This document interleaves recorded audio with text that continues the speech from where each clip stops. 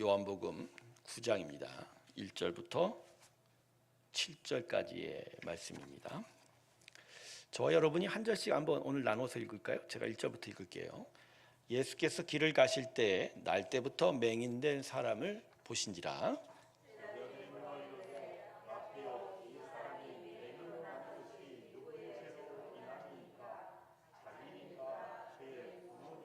예수께서 대답하시되 이 사람이나 그 부모의 죄로 인한 것이 아니라 그에게서 하나님이 하시는 일을 나타내고자 하심이라. 때가 지금 나심에 나를 보내신 이의 일을 우리가 하여야 하리라. 밤이 오리니 그때는 아무 일도 일할 수 없느니라. 내가 세상에 있는 동안에는 세상의 빛이로다. 이 말씀을 하시고 땅에 침을 뱉어 진흙을 이겨 그의 눈에 바르시. 같이 읽습니다. 이르시되 실로암 못에 가서 씻으라 하시니, 실로암은 번역하면 보냄을 받았다는 뜻이라. 이에 가서 씻고 밝은 눈으로 왔더라. 아멘. 예수님께서 제자들과 같이 길을 가실 때 태어날 때부터 앞을 보지 못하는 한 맹인이 그들 일행 앞으로 다가오는 것을 보게 되었습니다. 근데 제자들이 예수님께 이 맹인을 두고 이런 질문을 던지게 되는 거예요. 저 보면 2절을 보십시오. 그 질문이 뭐냐면 라비여, 스승이여 라는 말이죠. 이 사람이 맹인으로 난 것이 누구의 죄로 인함입니까? 자기 때문입니까? 아니면 그의 부모 때문입니까? 그러니까 이런 거죠. 저 사람이 나면서도 뭐 앞을 못 봤는데 도대체 저게 누구 때문이냐라는 것이죠. 그러니까 누구의 죄 때문이냐? 이 제자들의 질문에는 당시 대다수 이스라엘 사람들의 어떤 세계관이 자리 잡고 있습니다. 당시 이스라엘 사람들의 세계관은 철저한 율법주의예요. 여러분, 율법주의는 결국 뭐냐면 보상주의, 공로주의라고도 바꿔 말할 수 있는데, 착한 일을 하면 하나님의 복을 받고, 악한 일을 하면 하나님의 뭘 받아요?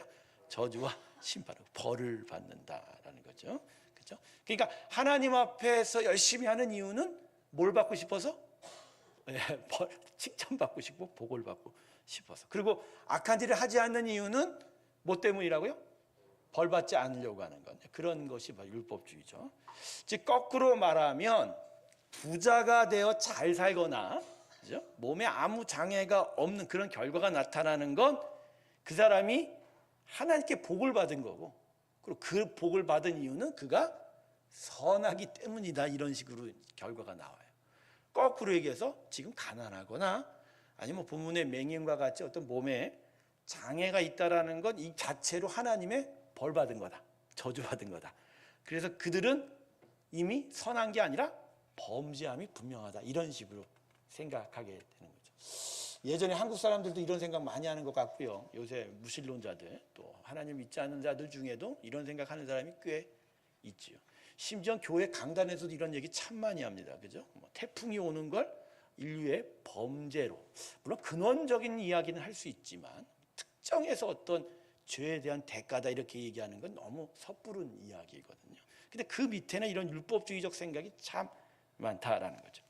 그러니까 제자들은 이 율법주의적 사고 속에서 저 앞에 있는 거리의 맹인을 향해서 저 사람은 자기 죄 때문에 저 불행의 삶을 지금 살고 있다라고 이미 인식하고 있는 거예요. 그죠?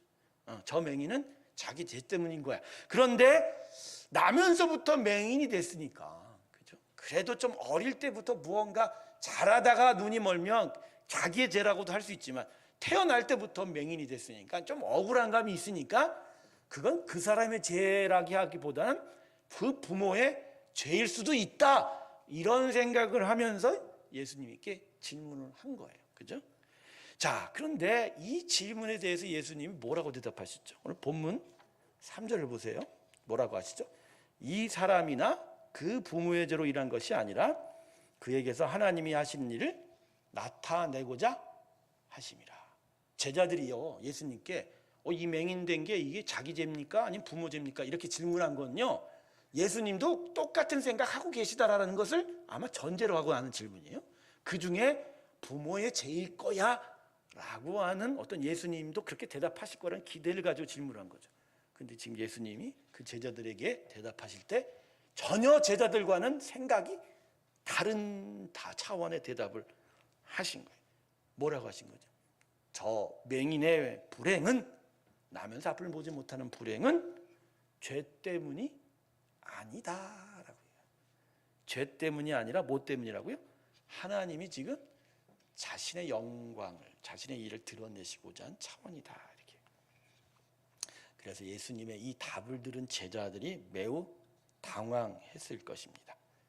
예수님도 똑같은 생각하실 줄 알았는데 그렇지 않다 보니까 제자들은 이제 또 혼돈에 빠진 거예요. 도대체 이 스승의 뜻이 무엇냐라는 거죠. 응? 죄 때문이 아니면 예수님이 얘기하신 그에게서 하나님이 하시는 일을 나타내고자 하신다는데 도대체 그게 뭐냐는 거죠. 그게 뭐냐는 거.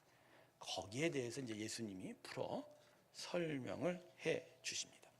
자, 먼저 그러면 무슨 이유로 예수님은 이 나면서 앞을 보지 못하는 맹인의 장애가 죄 때문이 아니라고 말씀하실까요? 예수님의 어떤 의중은 또 이어지는 4절과 5절의 말씀에 분명하게 드러나 있습니다. 우리 4절 5절 아까도 읽었지만 한번 볼게요. 제가 읽을게요. 이번엔 때가 아직 낮임에 나를 보내신 이의 일을 우리가 하여야 하리라. 밤이 오리는 그때는 아무도 일할 수 없느니라. 내가 세상에 있는 동안은 세상의 빛이로라. 어때 금방 예수님의 의중을 알아채실 수 있겠어요? 더 모르겠죠. 더 모르겠죠. 아마 제자들은 더 몰랐을 거예요. 예수님 이렇게 뱉으시니까, 나 말을 하시니까 도대체 이건 뭐야? 라고 하는 거. 자, 좀 풀어 설명하면 제자들이 그 맹인의 불행과 장애를 보는 초점은 어디에 있어요? 누구 죄인가에죠. 그죠? 죄에 대한 이야기죠. 하지만 예수님이 보는 맹인의 불행에 대한 초점은 하나님과의 관계, 예수님과의 관계라는 거예요. 즉 나면서 앞을 보지 못하는 고통을 야기시킨 그 이유, 그 근원을 죄에 연결하지 못하고 어디다 먼저 연결하시세요? 하나님에게 먼저 연결시킨 거예요. 그래서 하나님이 하시는 일을 나타나야 할 것이다 이렇게 얘기한 거예요. 그러니까 죄가 아니라 관점을 어디로 돌려요? 하나님과의 관점. 예수님은요 사실 사람에게 죄가 있지 않다란 말을 한 건 아니에요. 그것보다 더 근원적인 이유를 이야기하신 거예요. 그래서 예수님이 지금 5절에 뭐라고 그러죠? 자신은 세상에 뭐라고요? 빛이다 이렇게 이야기한 거예요. 즉 사람에게 바로 이와 같이 앞을 보지 못하는 이 장애, 이 불행은 그들에게 빛이 없기 때문이다. 즉 그들이 빛 대신 예수님과 관계가 없기 때문이다. 그것 때문에 이들이 불행을 얻게 됐다 이렇게 얘기하는 거예요. 그냥 4절과 5절의 말씀을 자세히 정리해 보면 때가 아직 낮음에 나를 보내신 이의 일을 우리가 하리라 하는 것은 바로 그래서 이 땅이 빛이 없기 때문에 내가 빛으로 왔으니까 나의 빛됨을 세상 사람들한테 계속 일해서 알려야 한다는 거죠. 그러니까 지금은 그 빛 대신 예수님을 계속 받아들일 은혜의 때라는 얘기도 여기에 포함되어 있어요. 근데 그 나중 5절 보면 뭐라고 하죠?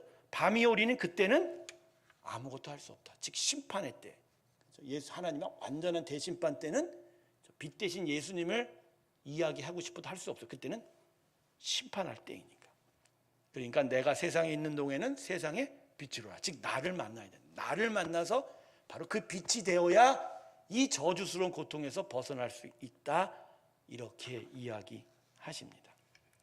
좀 어려운가요? 그렇게 어렵지 않습니다. 분명한 건 사람은 빛이 대신 예수님을 만날 때 비로소 참되고 제대로 살 수 있다. 할렐루야. 이 이야기예요.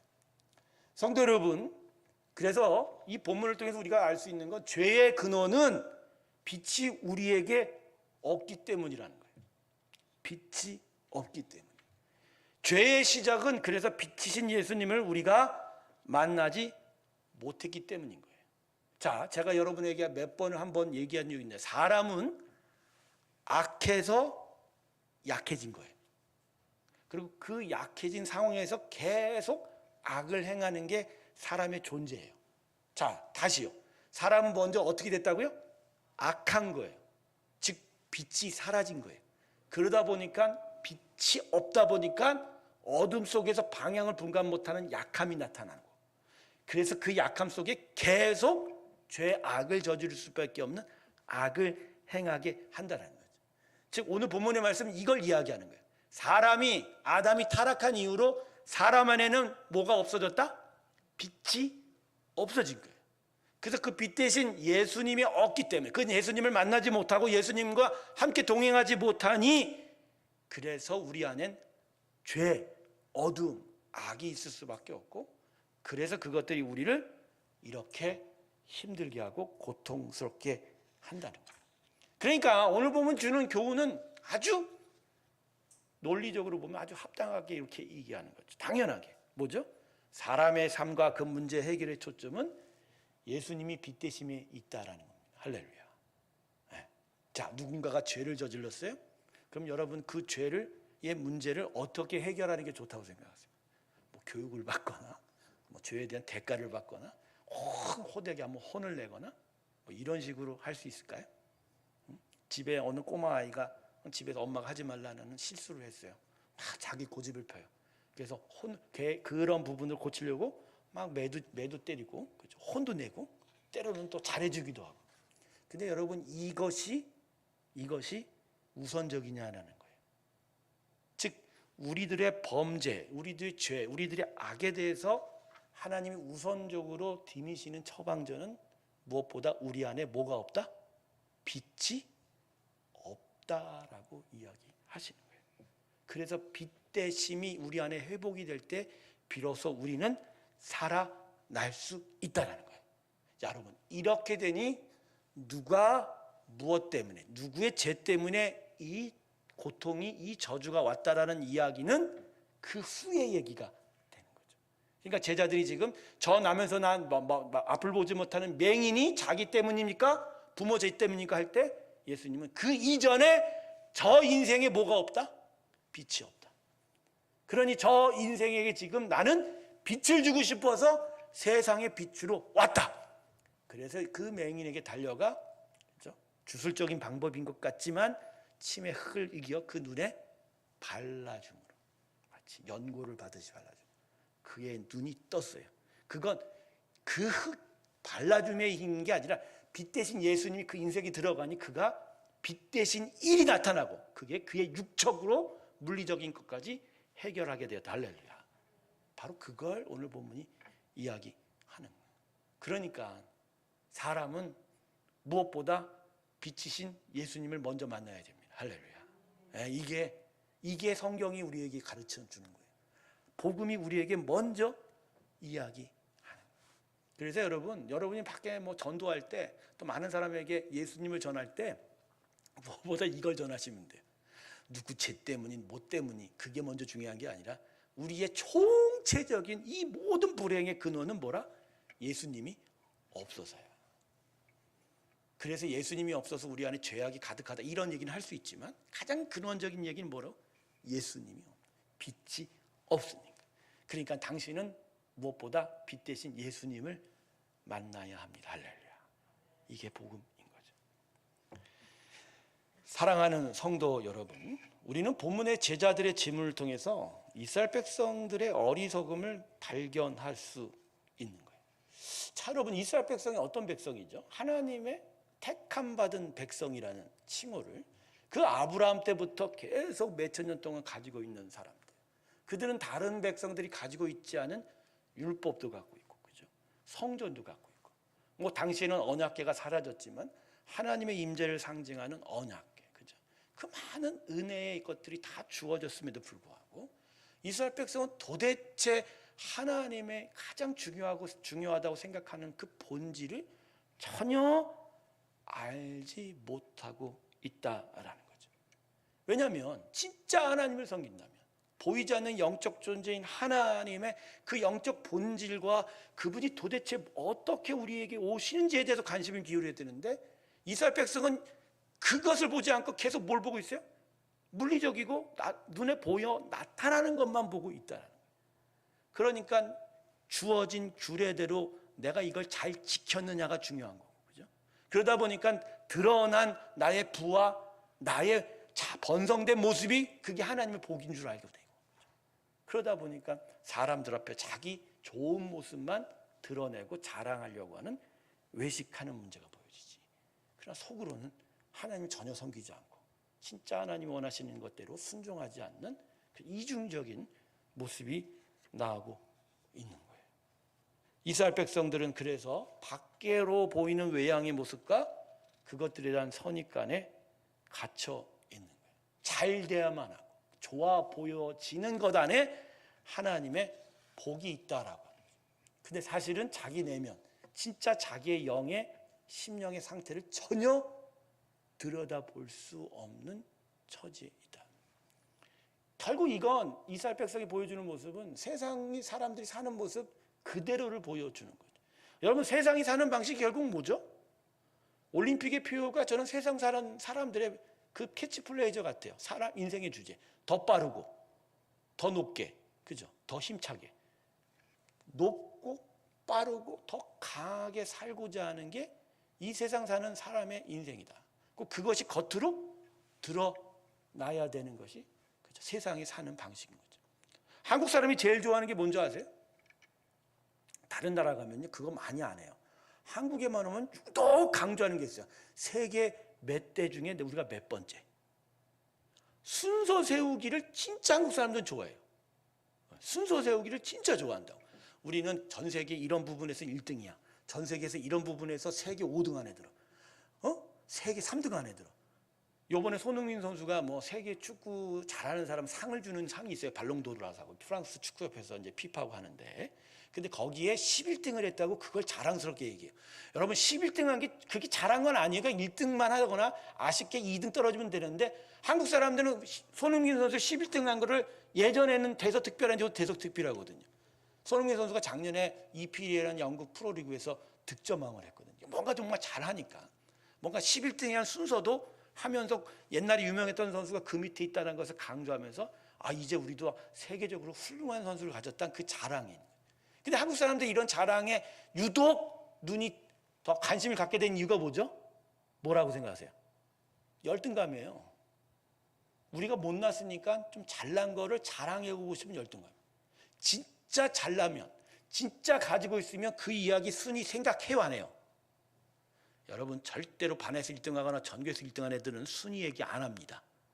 걔네들은 반에서 1등하거나 전교에서 1등하는 그 순위 자체가 관심이 없어요.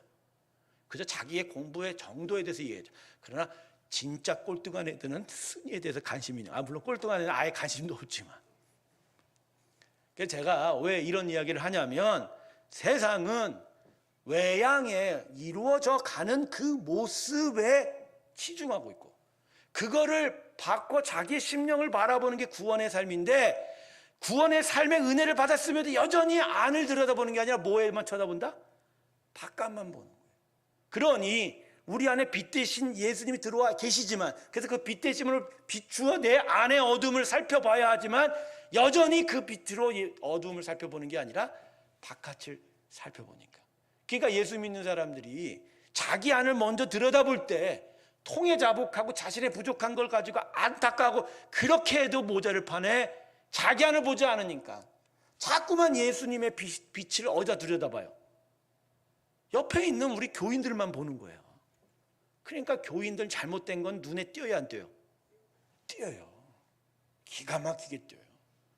근데 옆에 있는 권사님, 장로님, 집사님이 요만큼이라도 실수하면 금방 눈에 띄어야 안 띄어요? 눈에 띄어요. 예배 시간에 한 1, 2분 늦을 수도 있고, 운전하고 주차하다가도 잘못했으면 늦을 수도 있죠. 근데 오랜만에 늦었는데 예배 끝나고 또 누가 설득하지, 어머 장로님 예배를 늦을 수 있어요, 이러고 달려든다니까. 자기는 맨날 늦으면서 자기 안을 보지 못하고, 그죠? 그러니까 예수 믿는다는 거의 의미가 어디에 더 분명한 강조점이 있는지를 알지를 못해요. 우리는 빛 대신 예수님으로 인하여 이 어두운 심령의 빛이 들어와 우리의 상하고 아파하고 그리고 죄 있는 모든 것들이 다시 새로워지고 회복되는 것에 먼저 관심을 갖는 거예요. 그래서 이 안에서 새로워지고 밝아지고 회복이 되고, 여기서 생명의 역사가 나타나고, 그래서 그것을 인하여 내 삶이 온전하게 새롭게 세워져 갈 때 비로소 우리는 구원의 사람으로 믿음의 삶을 시작하게 되는 거다. 할렐루야. 근데 이게 안 되니까. 저는요, 교회 안에 이제 교회 성장과 뭐 여러 가지 교회 일들에 대해서 많이 논의하고 하는 일들이 우리 가운데 있지요.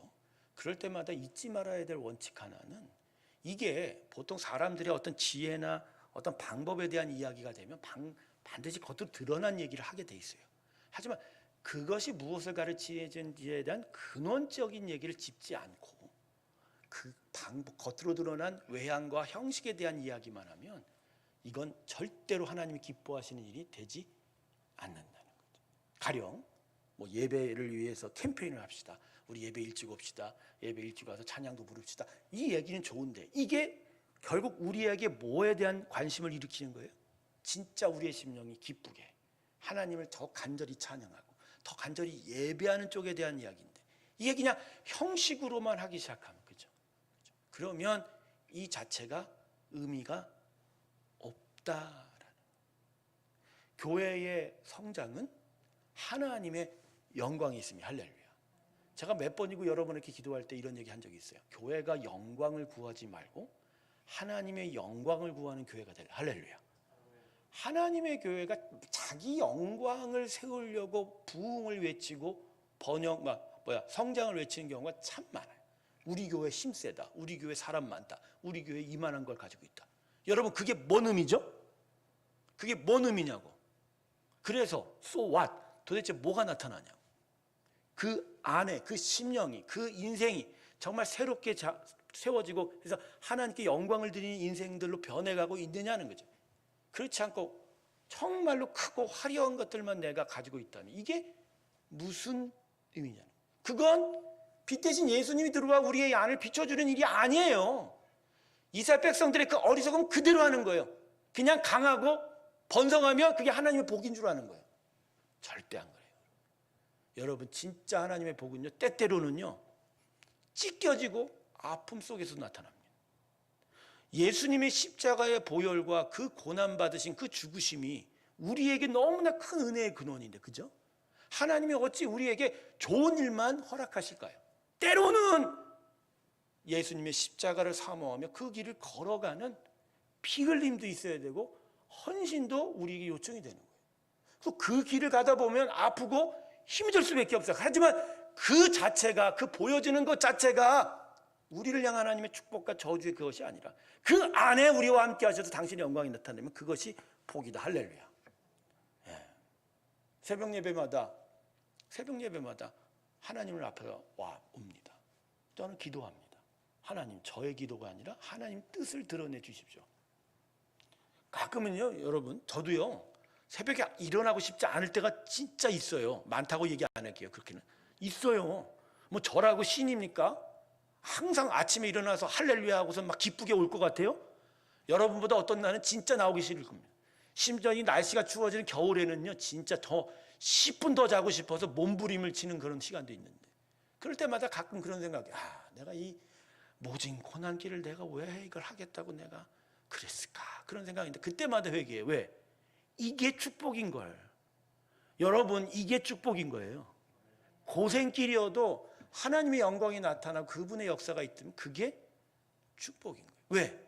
그것을 통해서 내 안에 심령이 다시 밝혀지고 이 자리에서 나를 되돌아보고 내 안에 무슨 빛이 있어야 되고 어떠한 어두움이 물러가야 되는지를 아는 거. 그게 진짜 하나님이 내 인생 속에 함께 하시고 그분의 나라를 회복시켜가는 거예요.